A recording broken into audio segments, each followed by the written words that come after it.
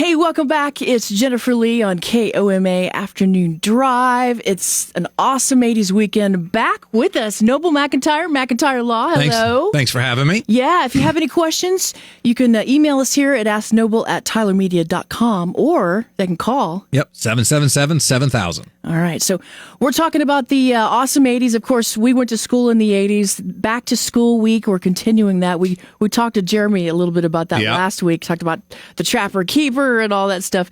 But the kids go back now, and they can't have any kind of smart devices now. It's a long time coming. Although, I mean, I've got some employees, obviously, have kids in schools, and it seems that one of the bigger complaints is coming from the parents that I can't get a hold of little Johnny. You know what? When I was a kid, my parents never got a hold of me. If they wanted to call the office, they'd call the office, leave a message, and they'd announce over the speakerphone that my mother had called, and I'd have to walk down there and get the message. There were no cell phones. These kids are going to survive. I understand the argument that we live in a different world, but kids are going to school to learn, and there's no question that distractions keep you from that. And so there's going to be some growing pains from this, but at the end of the day, I think every expert says that you concentrate better if you're not distracted. The kids need a break from the cell phones. I think the state of Oklahoma did it for a reason. We'll see how it goes. So what about lawsuits later on, especially once everything has time to kind of settle with this? Do you think parents are going to bring lawsuits? I don't think there's going to be a lawsuit by anybody about the fact that, my child doesn't have a phone and I want to get a hold of them. I think the lawsuit will come if you have another situation where there's a school shooting and a parent was unable to get a hold of a child in that setting. And I don't think the lawsuit will survive. Because that has nothing to do with the underground, the fact that there was a school shooting or anything like that. The claim will be that I was unable to warn my child of a shooting that I learned before they could have learned because they were in a different part of the building. Okay, that would be a potential claim. I got you. I don't think that survives some judicial review. I guess we'll see. Can somebody file a lawsuit? Yes. Will there probably be lawsuits filed? Yes. Do I think they'll go very far? I don't. But I guess sometimes it depends on which judge is drawn.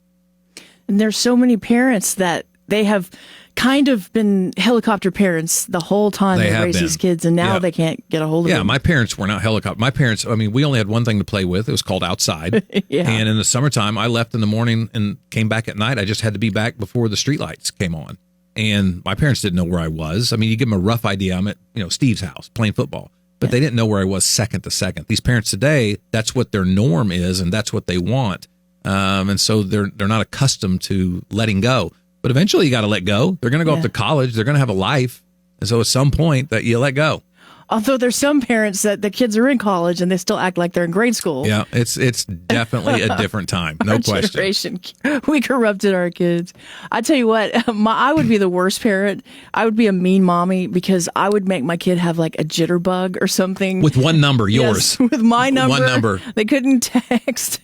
And they'd be like, here's my little jitterbug. Oh. Like I said, I have employees and they're constantly in communication with their kids. My kids, my daughter Mackenzie, she's 27 now, lives in New York.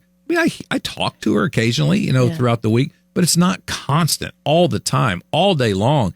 At some point, you got some other things you need to do, don't you? You'd think so, but I don't know. Some of these poor parents, I'm just like, it's okay. You're going to be all right. You're going to be fine. Your kids are going to be fine. Yep. And I can't bring his lunch to him because he forgot it. Well, maybe he wouldn't. He won't forget it next time, will he? Exactly. Well, we'll have to see how it goes in the long run with the parents. And like you said, they're having more trouble than the kids. They are. At my office, my employees are struggling with the fact they can't get a hold of their kids. Well, they're in school, and you're supposed to be working. Why are you texting them during working hours anyway? Right. Interesting. Well, as always, great advice. Noble McIntyre Law. Thank you so much. And I'm glad all your kids are out of school. They are all out of school. They can call me anytime they want. There you go. Thanks for having me. All right, bye. Bye-bye.